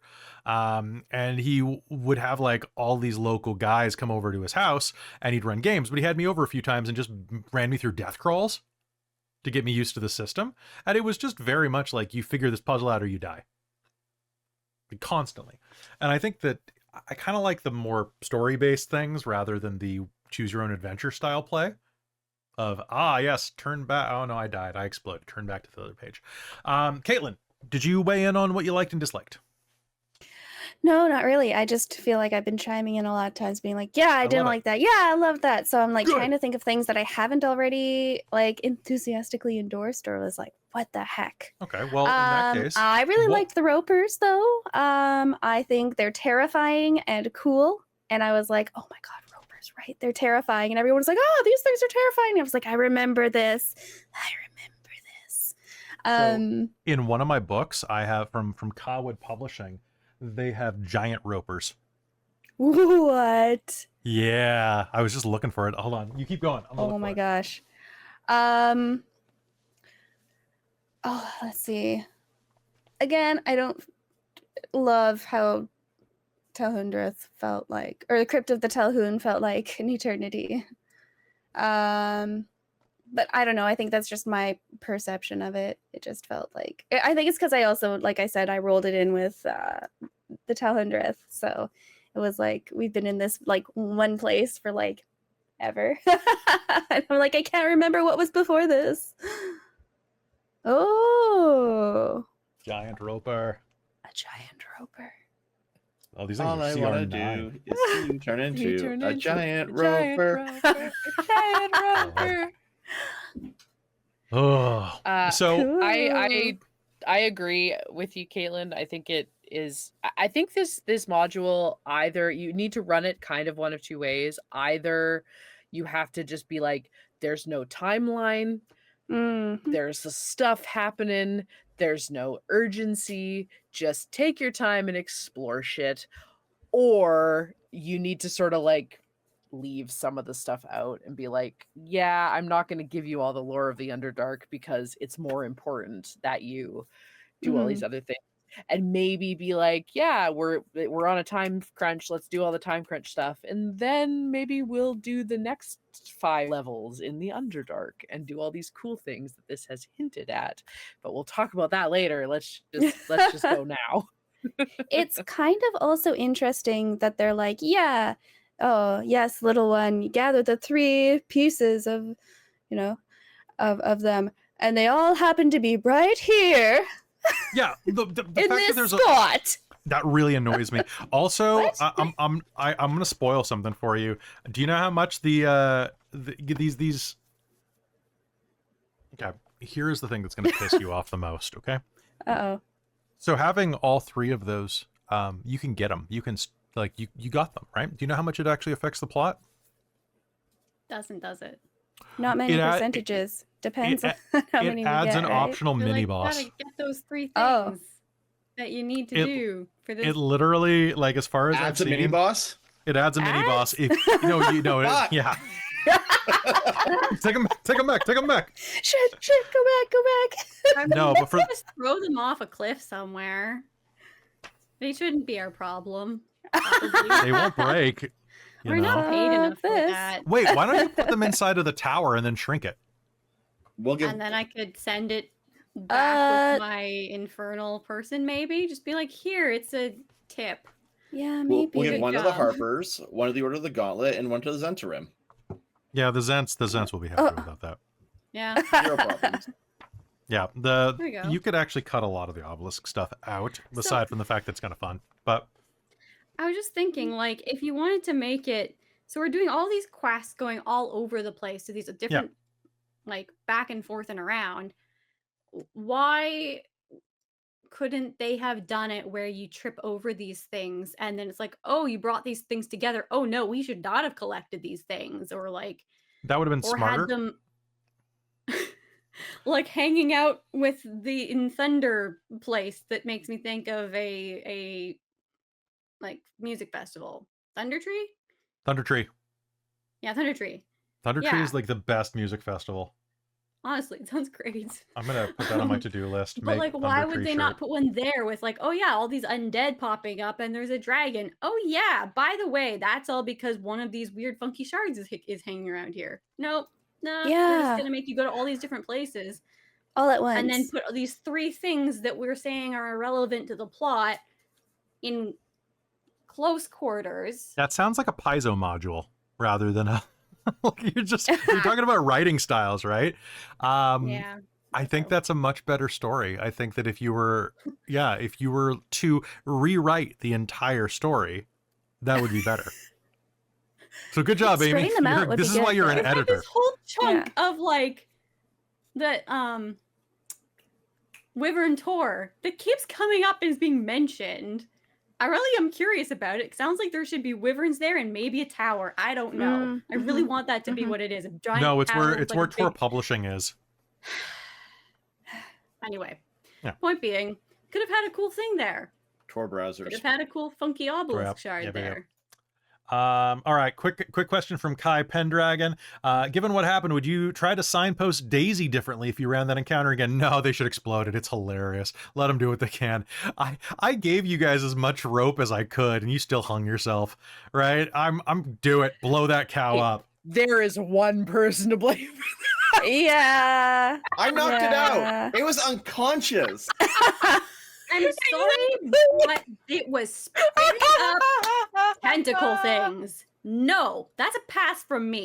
I'm not drinking that milk. I'm not eating any of that beef. No. No one asked you to. No one else should either, because it's probably going to be contaminated. You What know do somebody's want gonna eat that me to beef, do? right? You know sorry. that there's a goblin that's gonna come by and pick up that beef and eat it. Oh, absolutely. And something horrible is going to happen to that goblin. It's going to be really funny. Okay, I'm gonna put a note. Goblin that beef. Because that goblin's goblin. Krista! You Got got Krista her. there. See, Krista, this You is why got I her. want you in more games that I homebrew so that we can just do stupid shit and have you do that off camera. Because, I mean, okay, listen. The cow got infected eating clover. Anything eating the cow should have something happen to it. I don't believe Let's- for a second that the cow Yes. is actually fine. No. You think the cow's just gonna recongeal like the T-1000? Moo moo moo moo moo. Moo moo now I moo do. moo moo moo moo moo moo. Oh You my god, I saw- hope it I don't know does. how many That'd of be you so looked at the good. cows and cows and cows and cows video that I shared. But after that, no. There So were the- so many the- cow videos. The C-1000. All right, good. But no, would not redo. How dare you? What was everyone's experience with the dungeon crawl? We kind of covered that, Random Equinox. Great question, though. But it was kind of like similar question to another one we had. So I love you. Thank you for that question, Random Equinox, the Wiki Lord. All right, so from Phoenix Fire, we have, not sure if this has been asked already, but what would be the best way to tie players into the module while skipping Lost Mine chapters? Because players have played the old module, but not the Shattered Obelisk. Literally have them come to town and have there being shit going wrong in the town. I would say have them have a pre-existing connection in the town. Either they've been there before, maybe they summered there as kids, you know, maybe they have a relative that lives there and they show up and everybody's acting weird and the sky's always gray and there's like stuff growing in the cracks of buildings that looks like tentacles. And you're like, Well, That's not what groups look like. the module gives you, like, because we all kind of picked reasons to be going to Phandelver, right? Because aside from the couple that are like, Rockseeker, most of there are a ton of options in the book that are like the reason you're going there. So just have it be the reason you're going there and just arrive at different times and you're all staying at the inn. So then it's a perfect, you meet in the inn and there's, you're like the only normal people in town. Or you arrive, like you said, when the goblins have just, and like, so you arrive to town and there's nothing but haywire. And so you team up with some people that, look like other, because I think you're a level or two in by that point, right? Level or two in before the goblins start going crazy. But Level by 5. the time the goblins go crazy, yeah, exactly. So like you can all show up as like seasoned adventurers that had reasons to come here, and then the town is like, oh my god, you're seasoned adventurers, please help us, goblins. We've got just attacked." gerblins. We got skirblins. Like, yeah, exactly. Do you take care of gerblins? We got gerblins. We'll pay you to take care of the gerblins. Yeah, just have them come right into that. You can have a lot of fun with that. Give them some pre-existing, like, relationships. Run a flashback episode. I would, like, if I was structuring this, I would have an episode with you guys all traveling, and the beginning of the episode would be, like, these little vignettes where I'd give, like, 5-10 minutes per character with, like, a reason to go there, where they're like reading the brochure for Phandelver, or they're remembering like, oh, spending time in Ettermath's orchard. Oh, you know, my uncle, like, and then you just go and the entire place is on fire and you're like, oh, well, balls. What could also be very cute is if you started with the on the road to Phandelver and you fight the goblins and the hobgoblin, and you save and but Gundren's just there and you save Gundren, and that's your flashback. It's 5 years later, you guys are now 5th level. Yep. And you're returning to Phandelin for like an anniversary of your party being together. Yeah, because they always like throw you a big feast. Exactly. Or you're there to every pick up year the you come profits from the back. mine. There you go. Exactly. Perfect. Because you're they never got delivered to you this year, so you guys are going to go check on it. Because you're like, did bandits take our money? And he's like, no, we haven't been able to send bandit, or we haven't even had bandits, goblins. You haven't been able to send the bandits. What did you just say? Well, you see, this other group okay. came in and they like rehabilitated all of the bandits that were here, and now they work as a courier system. Bandit Express. Hate it. So yeah, do that. And then finally, Dingo Dave asked, so I'm running Lost Mines of Phandelver now for some people new to D&D. I was considering continuing them into Shattered Obelisk. Is this a bad idea, or are there better options? I think it's fine. Just make sure the transition is smooth and do something about the damn obelisk shards. Like, have them do cool stuff. Because right now, they literally don't do anything. Every time they've done something creepy, like try to possess Chris, that has been me being like, I want this thing to actually do something interesting, and me rewriting the module. So rewrite it. Oh. What's the point? It's a big rock. Oh, it's an evil rock. What does it do? They Nothing. don't do anything. Nothing. Does that mean that doesn't every do rock? Don't you do touch it? anything. Oh They no. don't. Does that mean that And every it's not rock is an even a evil useful rock? plot device. Hang on. Yeah. It doesn't do anything? I mean, it does. If you combine them all, it does weirder stuff later. But if you pick it up, it doesn't do anything. It's just a rock. Oh my god. Crowd booing. But it's a piece of the I know. awful It do- obelisk. that's why. But that's why it does do something in this campaign. Because fuck that. Not all rocks Okay. are evil. Oh my Some god. rocks are evil in this Apple. campaign, though. No, so okay, fair. It's in the title. yeah, it's actually Buddy saying right now the obelisks Gobsmacked. feel like they should be more significant. Yeah, especially when they're in the title of a book. Yeah, no kidding. Oh my No, god. you know what the worst? The worst thing about the obelisk shards inside of canon is they're heavy. Oh, I know. They're 50 pounds. They're 50 pounds. Oh A lot of my. weight for a rock, That's fair. but like, So, yeah, Chrissy, I you had to said do you're weird. gobsmacked. I want to say I've been goblin smacked because I feel like a bunch of goblins just went like slap, slap, slap, slap, slap. You've been because it was hit by, pointless. you've been struck by a smooth cycleton. Goblin. A goblin.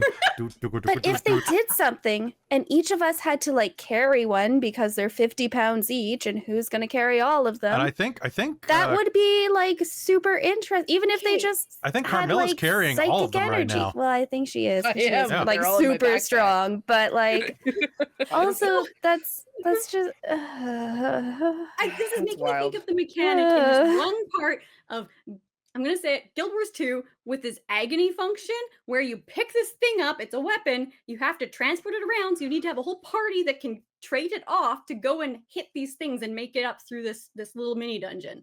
Like, and if you don't, you slow down, you so essentially get levels of exhaustion, it starts killing you, and Oh, like, Speaking of to things be that slow strategic down and with kill it. you, oh, great, okay. let's see. I'm like, Amy I feel like roll. it should have at least something like that. Did Amy? Did you roll me a dice earlier? You told me to roll a d6, right? And you did, right? I did. Okay, cool. You got Oh, I you got forgot 3. to. No, What did you roll? 5. a 5. There it is. Okay, cool. I have a poster. I hadn't put your name down, so lyric. Cool. Christa, roll me high or low. Basically, roll me a d6 of any kind. A2. Oh, actually, cool. Then everybody legitimately got their number. Cool. No reason. And that's one of the things I like about this game, is that there's weird shit that can happen to the players. At every chapter, it gets a little weirder. There's Yeah. nothing to do with the obvious plot devices that are in the title. Or on your back. No. That is definitely, I Yeah. kind of wish that the weird things were a little more, because I don't know if that was a choice on your part, Kelly, or not, but like the things where like I got all warbly and my head could turn around and stuff, I had like later said like, oh yeah, her head turns around, and you were like, oh no, that doesn't happen anymore. And like, does they just go away sometimes? No, it's Or what okay. is- The power of the Far Realm begins to alter the character's bodies in one of the following unpredictable ways, determined by rolling a d4.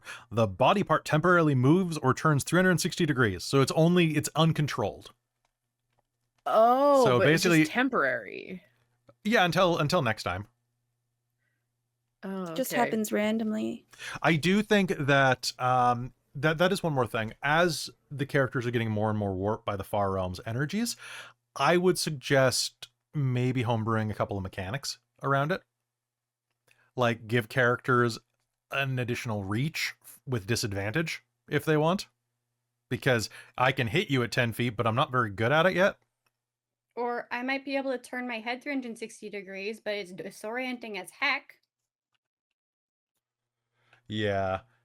There's a lot of cool stuff you can do. And who knows, maybe, do you guys want me to do that? Do you want to have some... I can't play with water balloons anymore. Yeah, that's really the greatest problem, is that you And all my got pillows Spider-Man get ripped up. 2099 at fingers. I Yeah. feel like they probably did anyways. Oh, Just knowing Anthea, I don't know. I'll say that Using Christa, the feathers. Carmilla can't be surprised from behind anymore. Ooh. Ah. Have you seen that? With my perception skill, I appreciate that. You're also immune to the 1980s Schwarzenegger neck snap. Oh, Damn I'll right. be right back.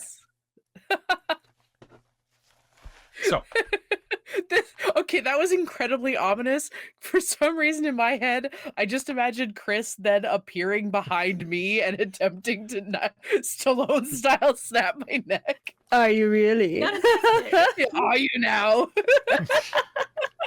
and then it's just like, you're like this, and he's like, "Excuse my friend, they're dead tired." Puts a hat, Good. covers your eyes. Sunglasses. Hat, Just, yeah. oh god, Oh, Commando's the gosh. best movie. True or false? The answer is true. I need to watch Commando again. It's been a hell of a week. Hey folks, so when you're running this game, make it your own. The best parts of this module, as always, have been the 5 of you, and the interaction that I get with you.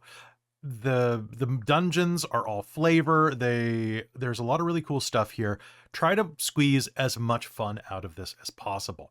Read it a couple times before you go through. Look for gaps in here, because I'm sure that we have missed places where the adventure kind of stalls at times that your game might plow right over, or you might get completely hung up on. Take a look at it. Make sure you patch those in. Nothing is so bad that it's gonna, blow the tires off your narrative car. That's an analogy. But I don't know.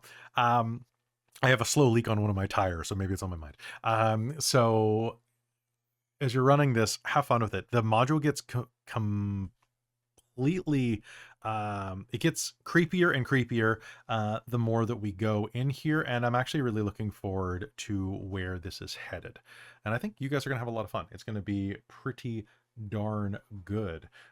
But does anybody have any final words about this that they want to say about these chapters, or any advice for players or dungeon masters? Let's go in a circle, starting with let's start with Christine. Good face. More magic I don't items? know. There are very many magic weapons in these. Yeah. Could be fun to throw some more stuff in. Yeah, I think just have fun with it. And I think with this one in particular for Dungeon Masters is read ahead and kind of try and plan it out for yourself of what you want to get out of it and where you want your players to, like, how you want them to play. Because I think if you plan it out and kind of pre-prep a lot, you'll know what you need to drop when and where to help like keep them on the track you want them on, because it doesn't really give you a ton of support that way. It gives you a lot of info to play with, but not as much clear direction. This cart is off the rails and you need to build your own rails. The rails don't even come. They come with picture instructions like IKEA, and you have to come up with like putting them together. So Nice. have fun with that. Caitlan, you got anything to weigh in on? Sure. Yeah, I'd just say like definitely kind of make it your own. Definitely don't be afraid to add things in, or like Kelly did, like make the shards kind of weird. Because it's weird that they're not weird. But in any case, there's a lot of things that I'm now realizing were flavor added by Kelly, and it really helped everything. But yeah, so just don't be afraid to add things in where you see fit. I think that's kind of what I always say on these, though. I feel like I'm constantly saying just do it. Just take make it your own. and just do it. Yeah, and just don't try not to feel constrained by the module. Because it can, you can make it so much better, and you can make it your own, and everyone's got really great ideas, and I'd love to hear if you guys changed anything, because I think that would be super cool to see where you took it. Yeah, leave us comments. Anyway. Let us know. Yeah. Amy. Okay. I've already said this before, but I'm just going to sum it up. Okay. Tell Hundreth, make there be some sort of giant dog. I'm stuck with that, and I will continue to say it, and I will continue to argue this again.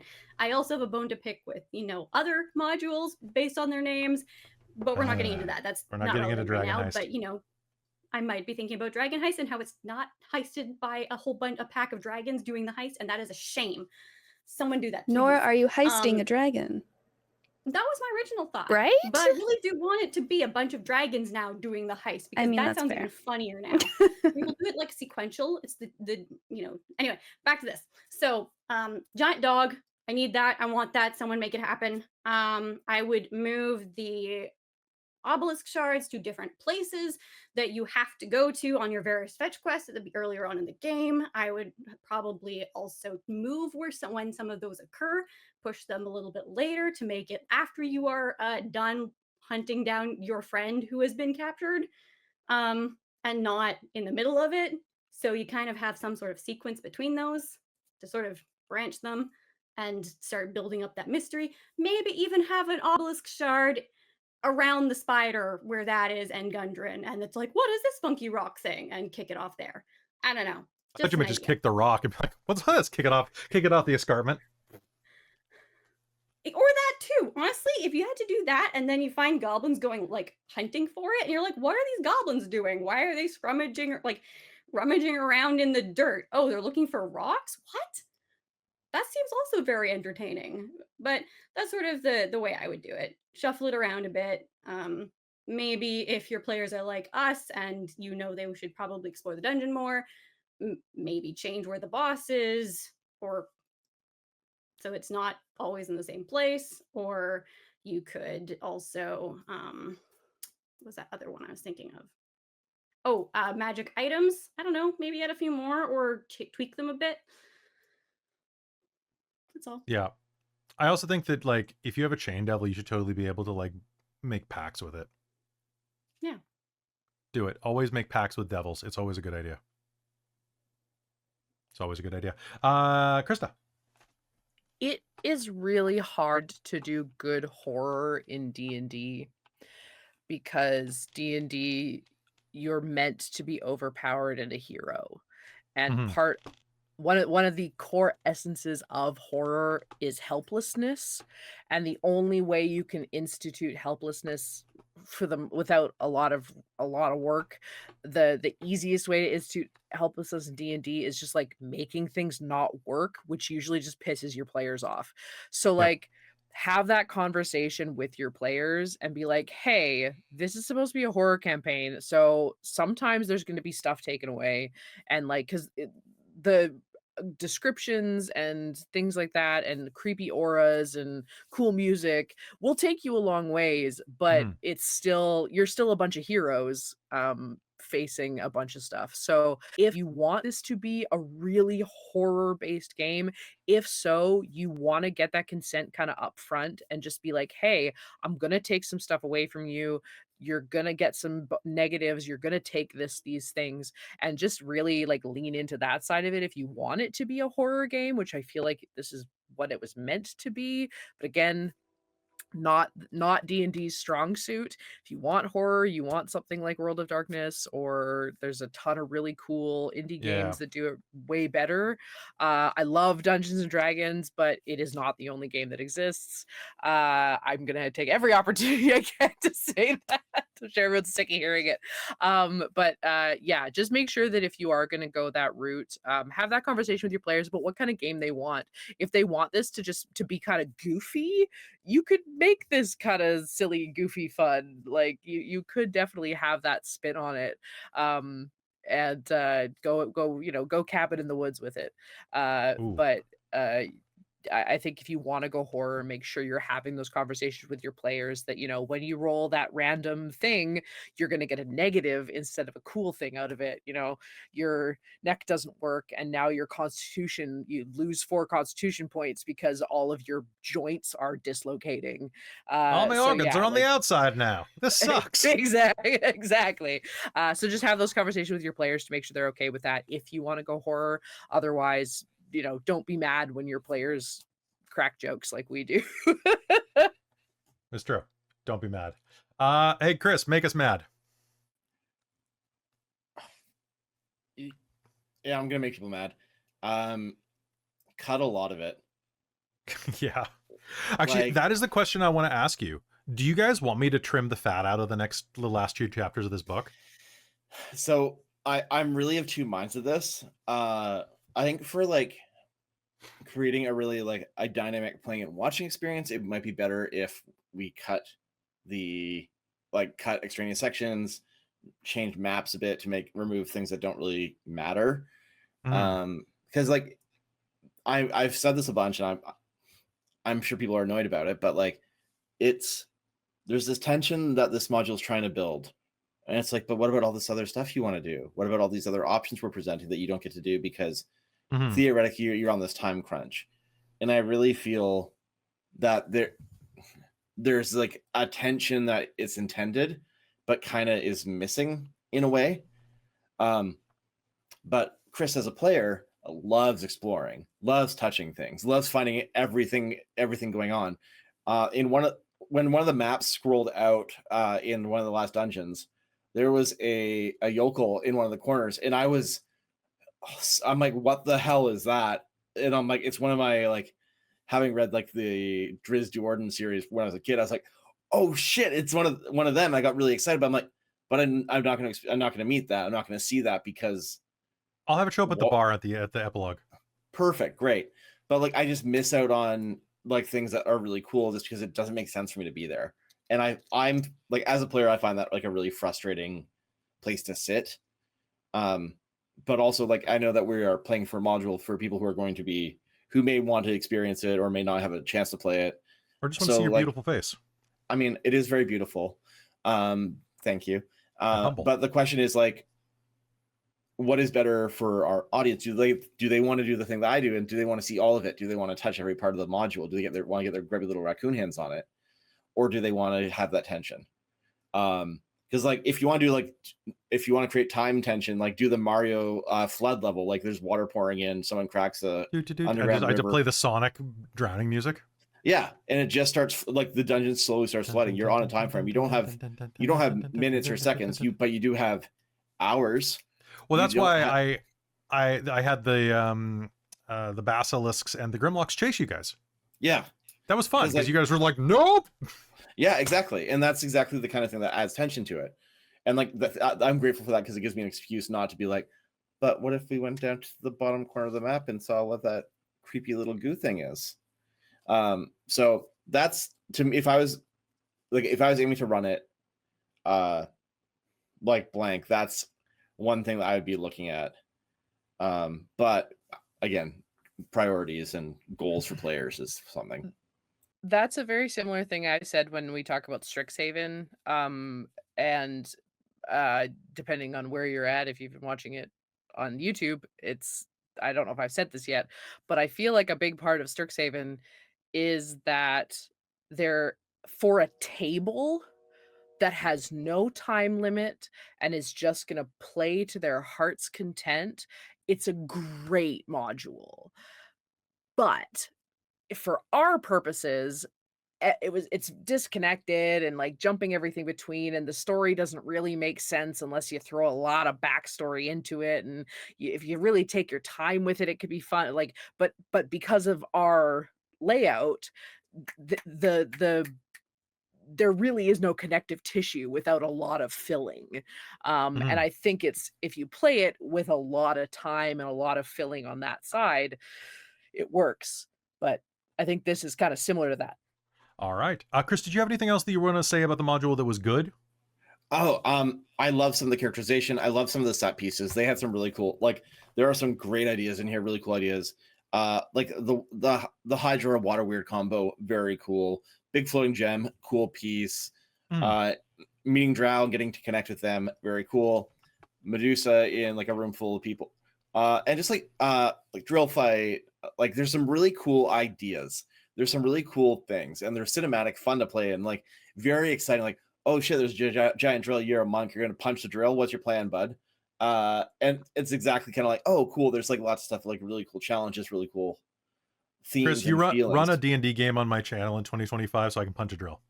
Okay, sure. Right, cool. Again, I Flip do. that. Yep, I'll do Keys from the Golden Vault. It'll be great. I've already got like pre-made characters for something and everything. So oh, like, nice. Yeah. I'm gonna punch a drill. It's gonna be great. Beautiful. Was there anything else that anybody wanted to say, or was there anything else you wanted to add in, Chris? Or are you good? So, folks, thank you for tuning into this episode of How to Run Chapter 5 and 6 of Phandelver and Below, the Shattered Obelisk. We're going to keep running this. We've got, I don't know how many episodes we've got left, but we're going to be getting into the grosser, creepier, awfuler part of the module, and I'm very, very excited. But if you like what we do here, I do want to let you know that we're back on our normal schedule now. Hopefully we won't have as many delays as we've had recently. So I'm just going to give you a hint of some of the stuff that's coming before we head out tonight. The first of which is that if you're on our Patreon, tomorrow night is episode 2 of Descent into Avernus, ran by none other than our own Neo Cal. Come and see me in all my blue glory. It's going to be great. Transylvania Chronicles returns this Wednesday, where we go and hunt down Goratrix, the head of the Tremere Antitribu, at least in the future. Vecna Eve of Ruin is Friday night, and then returning to Patreon is Panic at the Radiant Citadel is coming back this Saturday. We've got more Dreams of Arcos on Sunday as we're closing down on the end of that. And the wrap session for Technocracy Zero Sum with the epilogue and everything is on the 15th over on Patreon as well.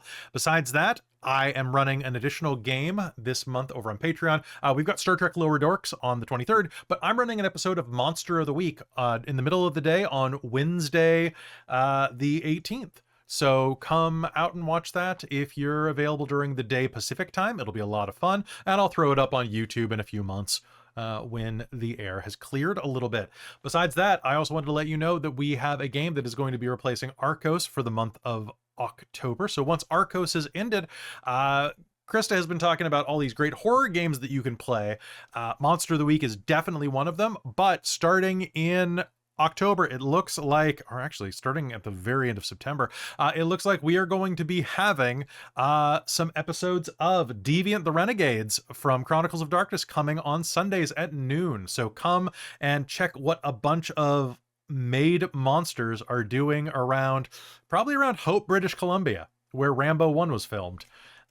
So you definitely want to come and watch that. It's going to be a lot of fun. Very important. Yeah. Will you be going to Spuzum? Probably. Do you want to go to Spuzum? Nobody wants to go to Spuzum. Beyond hope. Oh God. So, hey, that's going to be it from us tonight. Thank you to everybody who supports this channel. If you want to support Dork Tales in this trying financial time to give us an egg, head over to patreon.com/dorktales and join the likes of our divine producer, my mom. Hi, Mom.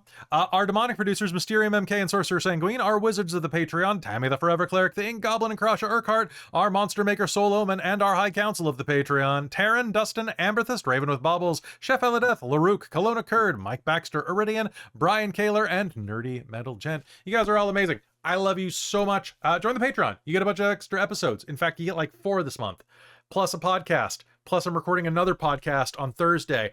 I'm trying to keep really busy for my mental health. So definitely come and support us. You get tons of stuff, way more stuff than anybody else gives you. Because we're about quality here on Dork Tales and quantity. Lots of quantity.